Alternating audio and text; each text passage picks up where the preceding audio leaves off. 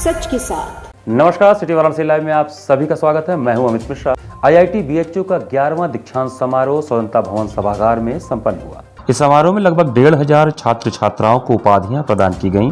वहीं 6 टॉपर छात्र छात्राओं को कुल 43 मेडल दिए गए। इसमें बीटेक, आईडीडी, एमटेक, एमएससी और पीएचडी सभी डिग्रियां शामिल हैं। कार्यक्रम में चीफ गेस्ट पृथ्वी प्रहार, धनुष और अग्नि समेत कई अत्याधुनिक मिसाइल की तकनीक तैयार करने वाले डीआरडीओ के पूर्व सेक्रेटरी पद्मभूषण डॉक्टर विजय कुमार सारस्वत थे। कार्यक्रम का शुभारंभ मालवीय प्रतिमा पर माल्यार्पण एवं दीप प्रज्वलन से हुआ। इसके उपरांत आईआईटी बीएचयू के डायरेक्टर प्रोफेसर प्रमोद कुमार जैन संस्था एवं संस्था की उपलब्धियों को सभी को समझाए। मेटलर्जिकल इंजीनियरिंग से बीटेक में पहला स्थान लाने वाले क्षितिज गुप्ता को आदित्य अवस्थी इंडोमेंट अवार्ड दिया गया। इसमें क्षितिज को 1 लाख रुपए कैश भी दिए गए। यह सम्मान मुख्यमंत्री योगी आदित्यनाथ के पर्सनल सेक्रेटरी अवनीश अवस्थी ने अपने पिता आदित्य अवस्थी की याद में शुरू कराया है। अवस्थी आईआईटी बीएचयू के ही छात्र रहे हैं। आईआईटी बीएचयू से 2018 में इलेक्ट्रॉनिक्स इंजीनियरिंग में बीटेक करने वाली इशिता अस्थाना को डायरेक्टर्स मेडल और फार्मास्यूटिकल इंजीनियरिंग एंड टेक्नोलॉजी की बीटेक स्टूडेंट श्लोका नेगी को प्रेसिडेंट्स मेडल से नवाजा गया। श्लोका नेगी ऐसी छात्रा हैं जिन्हें आज सर्वाधिक 13 मेडल मिला। इनके बाद केमिकल इंजीनियरिंग के यश बलराज को 7 मेडल, इलेक्ट्रिकल इंजीनियरिंग से अश्विन श्रीवास्तव को 7, मैकेनिकल से आस्था मौर्य और इलेक्ट्रॉनिक्स से पीयूष को 6 और क्षितिज गुप्ता को 4 मेडल से नवाजा गया। आस्था को प्रिंस ऑफ वेल्स मेडल भी दिया गया। कार्यक्रम में सभी विभागों के प्रोफेसर एवं छात्र छात्राएं उपस्थित थे।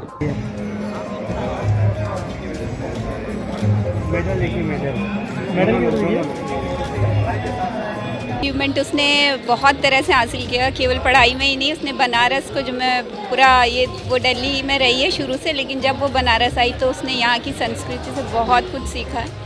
तो पढ़ाई के साथ साथ बच्चे में संस्कार भी होने चाहिए, इसीलिए तभी बच्चा आगे बढ़ता है।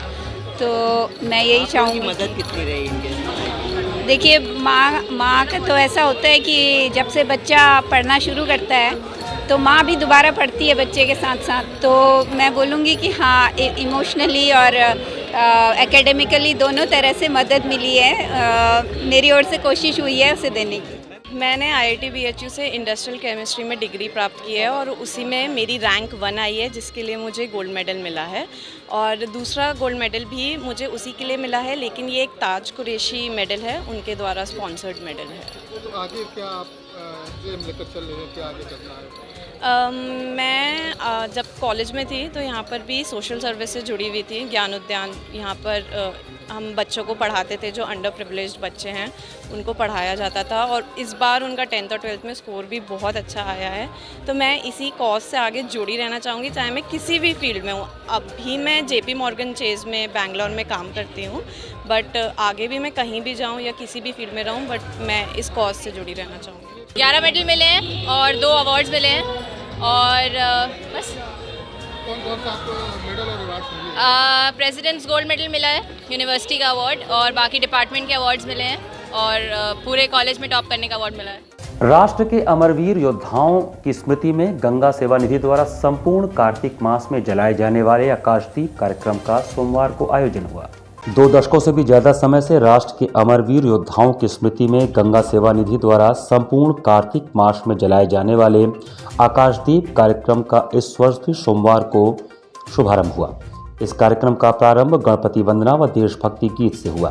गंगा सेवा निधि के संस्थापक स्मृति शेष सत्येंद्र मिश्र को श्रद्धा सुमन अर्पित करके किया गया। इस अवसर पर गंगा सेवा निधि के कोषाध्यक्ष आशीष तिवारी ने अमर वीरों को नमन करते हुए एवं अतिथि वृंद का स्वागत किया।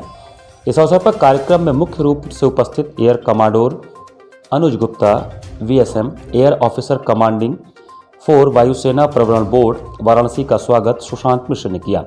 अति विशिष्ट अतिथि के रूप में उपस्थित कमांडेंट मनोज कुमार शर्मा, 11वीं वाहिनी NDRF वाराणसी का स्वागत आशीष तिवारी, इंदु शेखर शर्मा, कमांडेंट अनिल कुमार वृक्ष, 95 बटालियन CRPF वाराणसी का स्वागत पंकज अग्रवाल एवं प्रवीण नेगी, HR ताज गंगेज, कर्नल नितिन थापा सेना मेडल 39 GTC वाराणसी का स्वागत अरुण अग्रवाल एवं सिद्धार्थ श्रीवास्तव द्वारा किया गया एवं विशिष्ट अतिथि के रूप में उपस्थित महामंडलेश्वर संतोष दास जी महंत सतुआ बाबा आश्रम वाराणसी का स्वागत डॉक्टर रजत, वाराणसी का स्वागत जितेंद्र नाथ सिंह महंत शंकरपुरी, अन्नपूर्णा मठ मंदिर वाराणसी का स्वागत प्रमोद कुमार गुप्ता द्वारा किया गया।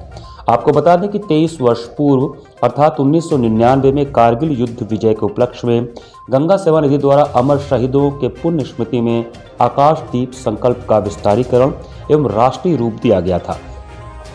संस्था द्वारा भारत के अमर वीर योद्धाओं की स्मृति में संपूर्ण कार्तिक मास में आकाशदीप जलाया जाता है। गंगा सेवा निधि द्वारा आयोजित आध्यात्मिकता और राष्ट्रवाद को समर्पित भव्य देव दीपावली महोत्सव के साथ ही आकाशदीप का समापन किया जाता है तथा भारत के अमरवीर योद्धाओं को भगीरथ शौर्य सम्मान से सम्मानित भी किया जाता है। काशी में सदियों से गंगा घाटों पर अपने पूर्वजों की स्मृति में उनके स्वर्गलोक की यात्रा के मार्ग को आलोकित करने के लिए आकाशदीप जलाने की परंपरा रही है। आकाशदीप से जुड़े कथानकों में ऐसी मान्यता है कि महाभारत युद्ध में प्राण विसर्जित करने वाले वीरों की स्मृति में भीष्म ने कार्तिक मास में दीप मालिकाओं से उन्हें संतर्पण दिया था। ऐसा माना जाता है कि काशी के सर्वाधिक महत्वपूर्ण पंचतीर्थ घाटों दशाश्वमेध घाट, पंचगंगा घाट, आदि केशव घाट, केदार घाट, 80 घाट, जहां 5 पवित्र नदियों का संगम है, संपूर्ण कार्तिक मास में बांस की टोकरियों में पूर्वजों और पितरों के स्वर्गलोक की यात्रा मार्ग को आलोकित करने के लिए आकाशदीप जलाया जाना प्रारंभ हुआ, जिसका समापन कार्तिक पूर्णिमा के पर्व पर हजारों दीप जलाकर होता है। उत्तर प्रदेश के पूर्व मुख्यमंत्री और समाजवादी पार्टी के नेता मुलायम सिंह यादव के निधन से पूरे देश में शोक की लहर दौड़ गई। उनका अंतिम संस्कार उनके पैतृक गांव सैफई में किया जाएगा। उत्तर प्रदेश के पूर्व मुख्यमंत्री और समाजवादी पार्टी के नेता मुलायम सिंह यादव ने गुरुग्राम के मेदांता अस्पताल में सोमवार को अंतिम सांस ली। पिछले कुछ दिनों से उनकी हालत गंभीर बनी हुई थी। मुलायम सिंह यादव का अंतिम संस्कार मंगलवार को उनके पैतृक गांव सैफई में किया जाएगा। प्रदेश के पूर्व मुख्यमंत्री मुलायम सिंह यादव के निधन की सूचना मिलते ही देश भर के समाजवादियों में शोक की लहर दौड़ गई। वाराणसी में सपा के पूर्व जिलाध्यक्ष सतीश फौजी ने नेताजी को याद करते हुए अपने छात्र जीवन से लेकर 1997 में सीर आंदोलन के बारे में बताया कि किस तरह से वे उनका उत्साहवर्धन करते रहे। इस दौरान वे कई बार भावुक भी हो गए। आज क्या याद आ रहा है कि जब नेताजी 96 में सांसद बने, उनके आदेश पर 97 में मैं जब मायावती पार्क से भगाया तब नेताजी बड़े खुश हुए। जब दोबारा 2001 में नेताजी के आदेश पर मैं आंदोलन करने निकला और रासुका में चला गया, हमारे पिताजी मर गए, हार्ट फेल हो गया, मैं जेल में था 13 महीना। मुलायम सिंह से नहीं रह गया, रक्षा मंत्री थे और हमारे लिए 10 मिनट संसद में बोले थे। और नेताजी कुंवर रेवती रमन को बोले कि कहते हो ना सीर का बहुत बड़ा गांव है, जाओ आप उसको शेरे बनारस की उपाधि देके आओ। ये दोबारा मेरे पास कोई कहने को नहीं। आज कमर दर्द है, नहीं तो मैं चला गया होता। मैं भी झेल रहा हूँ 4 साल से कमर दर्द है, चोट लगा है। नेताजी मेरे लड़के को 93 में आए थे, मैं पार्टी का महासचिव था, जब पार्टी बनी तो बनाए। मेरा लड़का 11 साल का, बोले कौन है, कोई कहा सतीश फौजी का बेटा है। नेता मेरी गोदी में बैठा के टोपी लगाए। आज लड़का समर्पित रहता है, कहता है पार्टी के लिए मर जाऊंगा। मुलायम सिंह जी नहीं आएंगे, अमर हो जाए, अमर रहें, ऐसा नेता विश्व में नहीं है। कोई जातिवाद नहीं नेताजी के अंदर, आज कोई कितना भी बोले। ट्रस्ट इंडिया फाउंडेशन व rotary club of Varanasi north द्वारा भारत राष्ट्र के सामने चुनौतियां और समाधान विषयक सेमिनार का आयोजन रुद्राक्ष कन्वेंशन सेंटर में हुआ। वरिष्ठ पत्रकार व वक्ता पुष्पेंद्र कुलश्रेष्ठ ने कहा कि काशी में होने वाला बदलाव काबा तक दिखेगा, इसके प्रयास शुरू हो चुके हैं। हमें हर चीज के लिए सरकार से अपेक्षा करने की बजाय खुद लेना होगा, तभी हमारी संस्कृति, सभ्यता और परंपरा जिंदा रहेगी। वह रविवार को सिगरा स्थित अंतर्राष्ट्रीय कन्वेंशन सेंटर रुद्राक्ष में बोल रहे थे।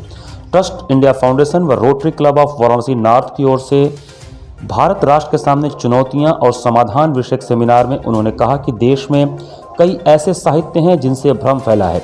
ऐसे साहित्य से सच को निकालकर आम जन के बीच में रखना एक चुनौती है। सेवानिवृत्त कर्नल RSN सिंह ने देश जोड़ो यात्रा पर तंज करते हुए कहा कि उन्होंने अपनी यात्रा की शुरुआत वहां से की जहां जिहादी, माओवादी और चर्च ज्यादा हैं। उन्हें यह लगता है कि यही सत्ता में वापस ला सकते हैं। उन्होंने नक्शे के जरिए बताया कि वर्तमान में देश में घुसपैठ, नक्सलवाद, आतंकवाद में कमी आई है। आध्यात्मिक गुरु डॉक्टर पवन सिन्हा ने कहा कि औरंगजेब की ही बदौलत हम सारे मंदिर वापस लेंगे। सुप्रीम कोर्ट के वकील विष्णु शंकर जैन ने कहा कि ज्ञानवापी श्रृंगार गौरी मुकदमे में हम जीत की दहलीज पर हैं। पूरा विश्वास है कि जल्द ही प्रधानमंत्री ज्ञानवापी में मिले शिवलिंग का भी अभिषेक करेंगे। अध्यक्षता rotary club of Varanasi north के अध्यक्ष राकेश जायसवाल व धन्यवाद ज्ञापन रत्नेश जैन ने किया। कैसे महात्मा पूजा का अधिकार है, और जब महादेव किसी के सर पे विराजमान हो जाते हैं तो लोग महादेव के खिलाफ भी काम नहीं कर पाते। ये भी हमसे होते हुए देखा।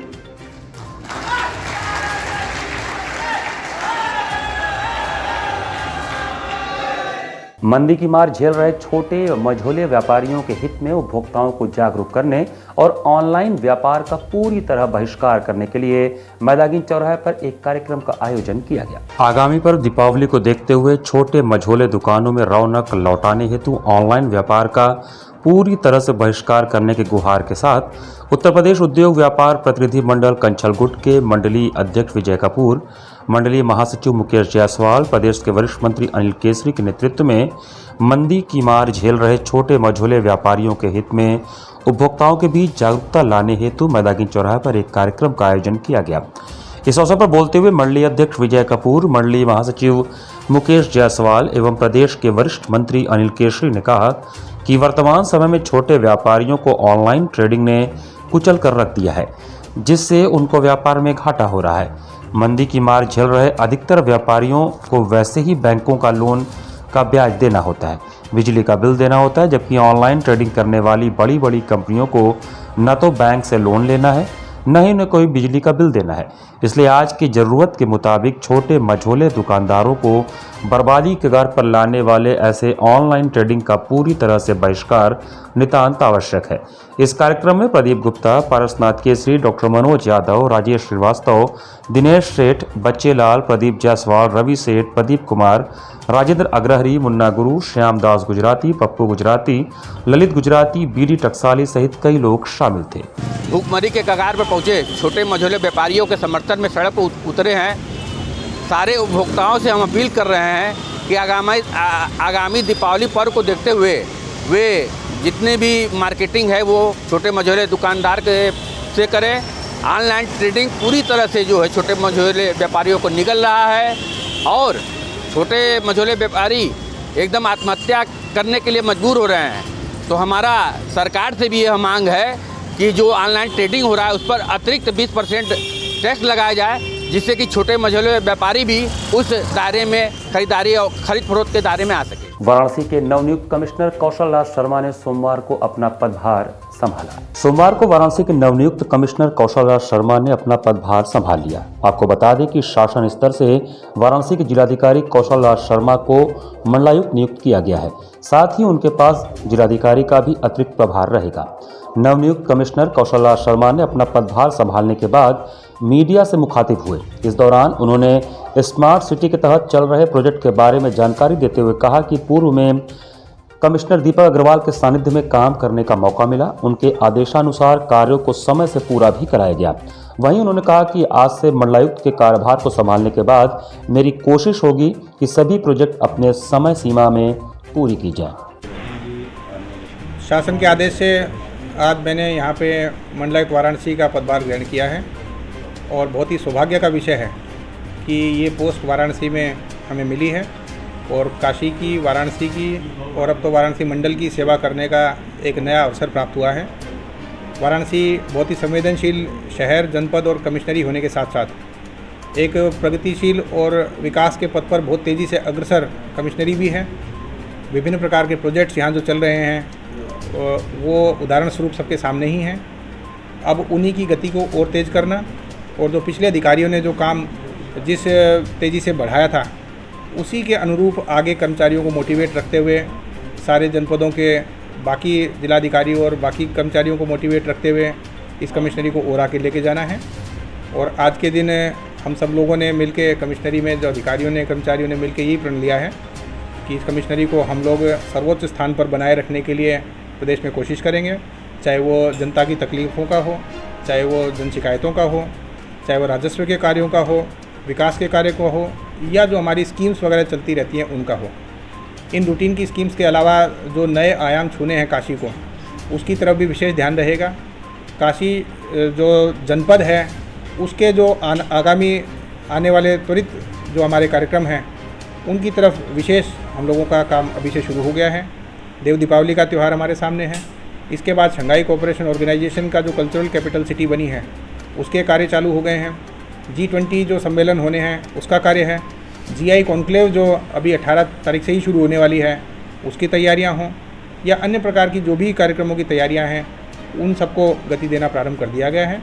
इसके अलावा जो हमारे काशी विश्वनाथ धाम का कार्य हो, या नमो घाट के स्मार्ट सिटी के जुड़े हुए कार्य हों, या हमारे VDA से जुड़े हुए बड़े कार्य हों, उन सबको भी और तेज़ी से आगे लेके जाना है।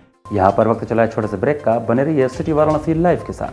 वाराणसी लाइव, सच के साथ। PMC hospital, habitat for humanity. Doctor Sanjay Chaurasia और डॉक्टर श्वेता चौरसिया के दूरदर्शी सोच और सेवा भाव से PMC हॉस्पिटल की शुरुआत हुई।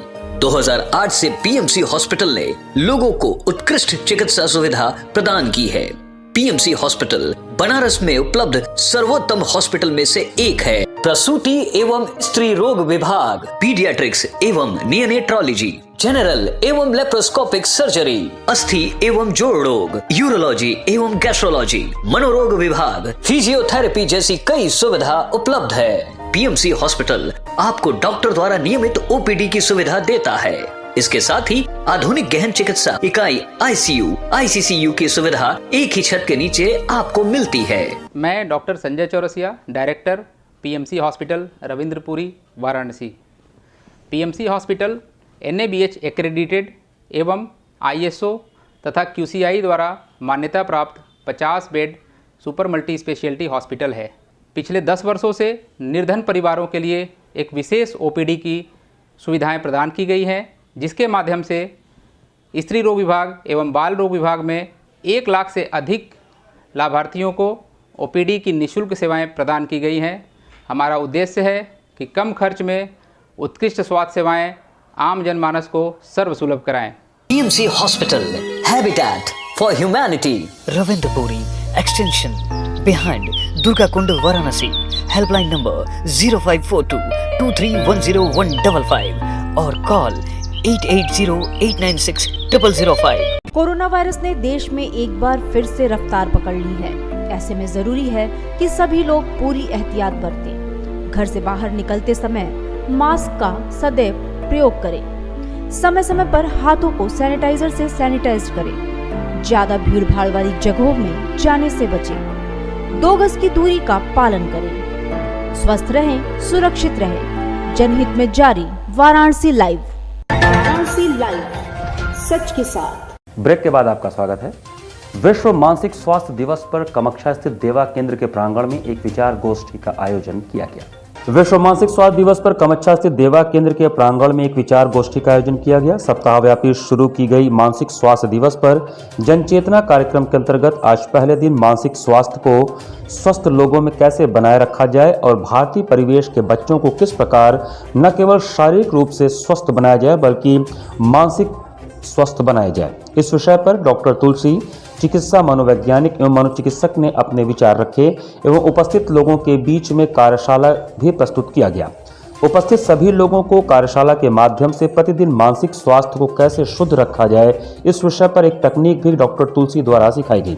सप्ताहव्यापी मानसिक जन चेतना कार्यक्रम के अंतर्गत सुदूर ग्रामीण प्रदेशों में भी जाकर मानसिक स्वास्थ्य के बारे में लोगों को जागरूक किया गया।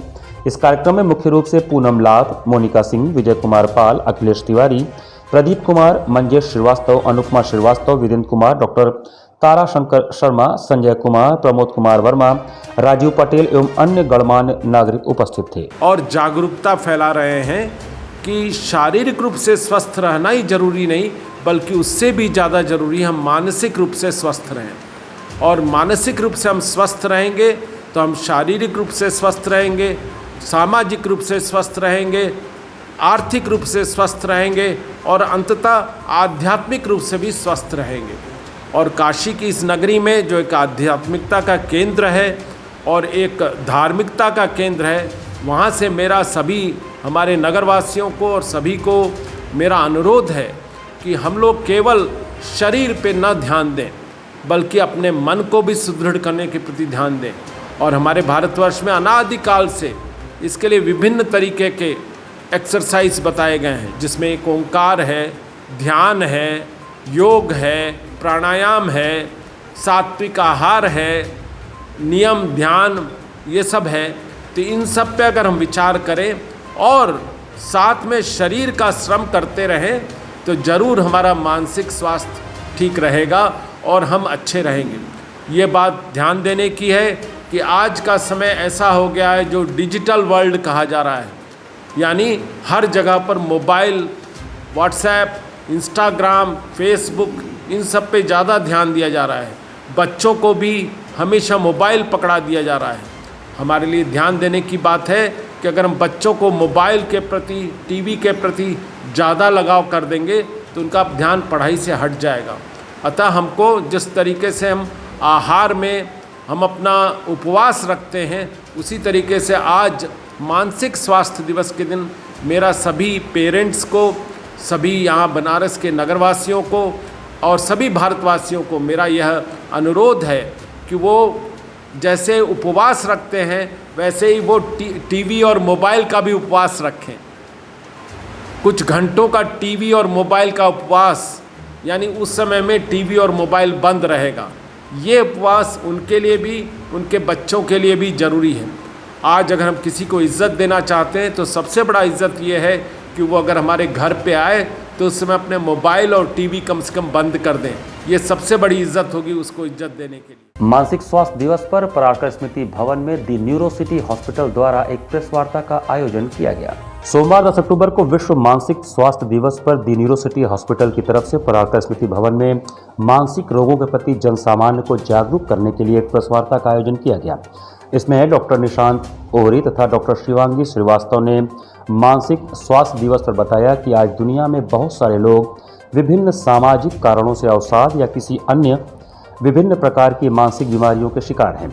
आज जन सामान्य में विभिन्न प्रकार की मानसिक बीमारियां इतनी बढ़ गई हैं कि हर दूसरा व्यक्ति इससे ग्रसित है, जिसका उसे स्वयं भी पता नहीं होता। डॉक्टर निशांत ओहरी तथा डॉक्टर शिवांगी श्रीवास्तव ने यह भी बताया कि हम स्वयं भी लक्षणों के आधार पर अपने मानसिक स्वास्थ्य या मेंटल हेल्थ को जांच सकते हैं। सामान्य लक्षण इस प्रकार के हो सकते हैं जैसे लोगों से मिलना जुलना बंद कर देना या रुचियों को कम कर दिया जाना, नींद और भूख का कम हो जाना, उदास बने रहना, बात बात पर क्रोधित या आवेशित हो जाना इत्यादि। लोगों के ऊपर प्रभाव की अगर बात करें तो जो मानसिक अस्वस्थता है वो व्यक्ति के शारीरिक, मानसिक, आर्थिक एवं व्यावसायिक स्थिति के साथ साथ सामाजिक स्थिति पे भी प्रभाव डाल रहा है, जिसमें व्यक्ति किसी से मिलजुल नहीं पा रहा है, लोगों से कट जा रहा है। अगर बात करें आर्थिक स्थिति तो वो अपने कार्यस्थल पर सामंजस्य बनाने में असमर्थ हो जा रहा है। व्यक्तिगत बात करें तो वो इतना ज़्यादा नकारात्मक हो जाता है कि उसे हर एक स्थिति, चाहे वो सकारात्मक स्थिति ही क्यों ना हो, उसमें उसको कोई इन्जॉयमेंट नहीं लगता है, वो उसमें भी निराशा ढूंढ लेता है और इसके साथ ही वो हर एक पॉजिटिव चीज़ में नेगेटिव स्थिति ढूंढने लग जाता है। तो ये प्रभाव पड़ता है व्यक्ति के स्थिति पे। इसके साथ ही व्यक्ति के शारीरिक स्थिति पे प्रभाव पड़ता है, संज्ञानात्मक स्थिति पे प्रभाव पड़ता है, उसकी जो सोच है उस पर भी वो बुरा असर डालता है। राष्ट्रीय डाक सप्ताह के तहत सोमवार को प्रधान डाकघर में वित्तीय सशक्तिकरण दिवस मनाया गया। राष्ट्रीय डाक सप्ताह के तहत 10 अक्टूबर को वाराणसी प्रधान डाकघर में वित्तीय सशक्तिकरण दिवस मनाया गया। इस अवसर पर डाक विभाग द्वारा वाराणसी, जौनपुर, भदोही, चंदौली, गाजीपुर और बलिया जनपदों में अभियान चलाकर सुकन्या समृद्धि, डाक बचत योजना, इंडिया पोस्ट पेमेंट्स बैंक और डाक जीवन बीमा से अधिकाधिक लोगों को जोड़ा गया। इस अवसर पर प्रवर अधीक्षक डाकघर राजन संघ उन्होंने लाभार्थियों को पासबुक और बांड भी सौंपे।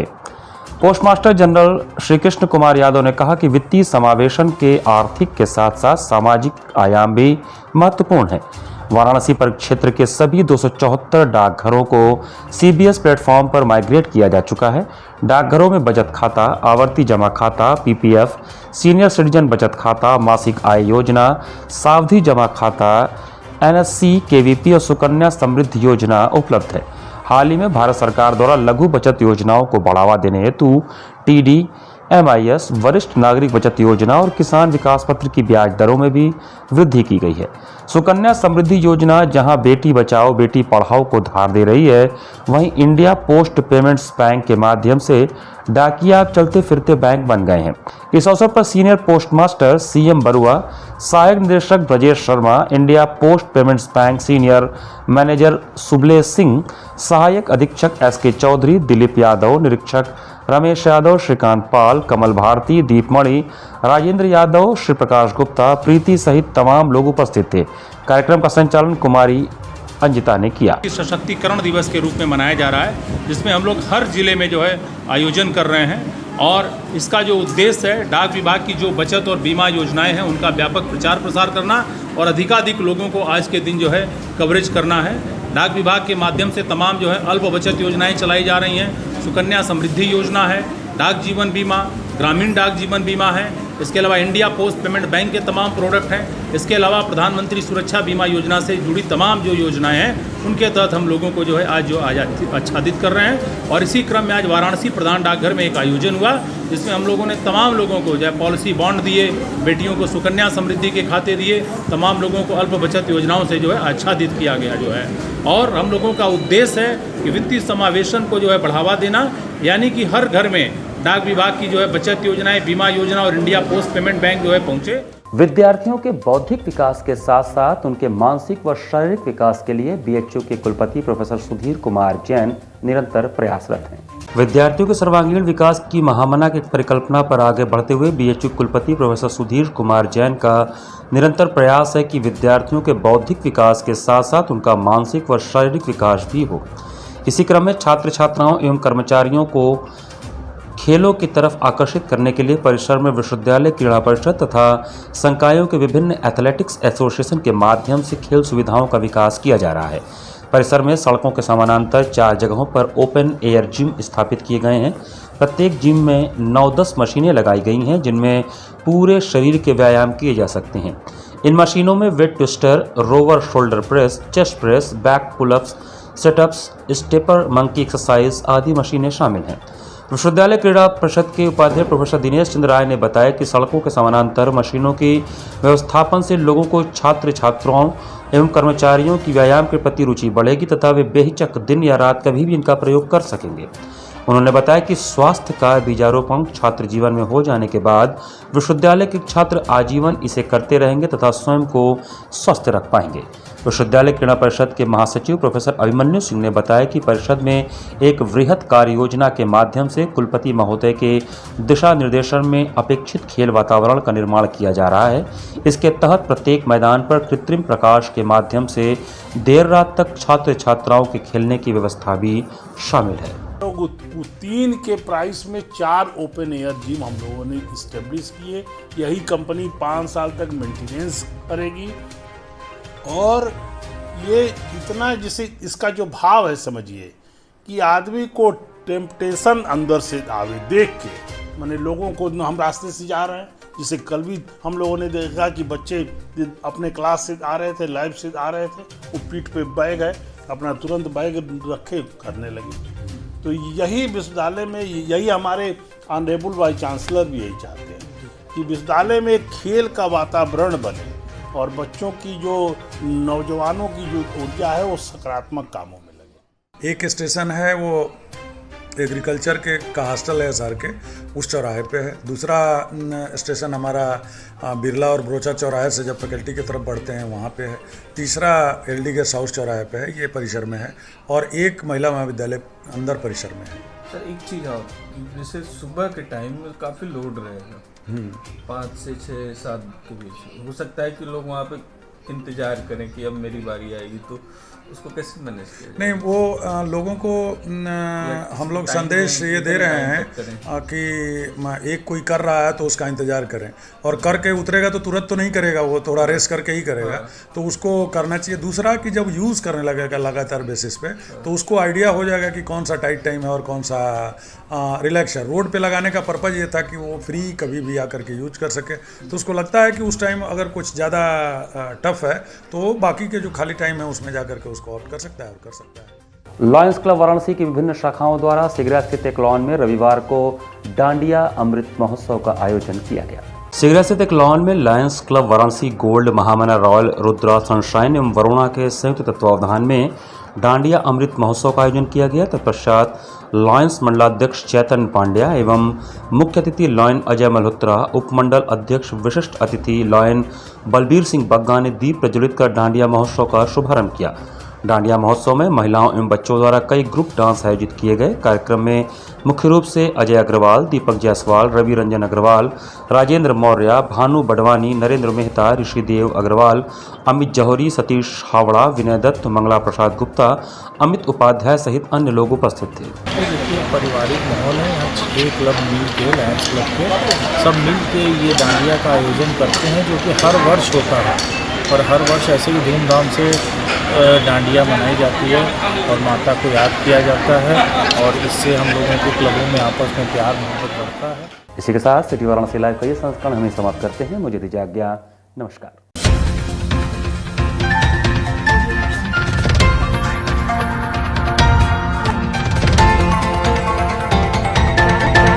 लाइव, सच के साथ।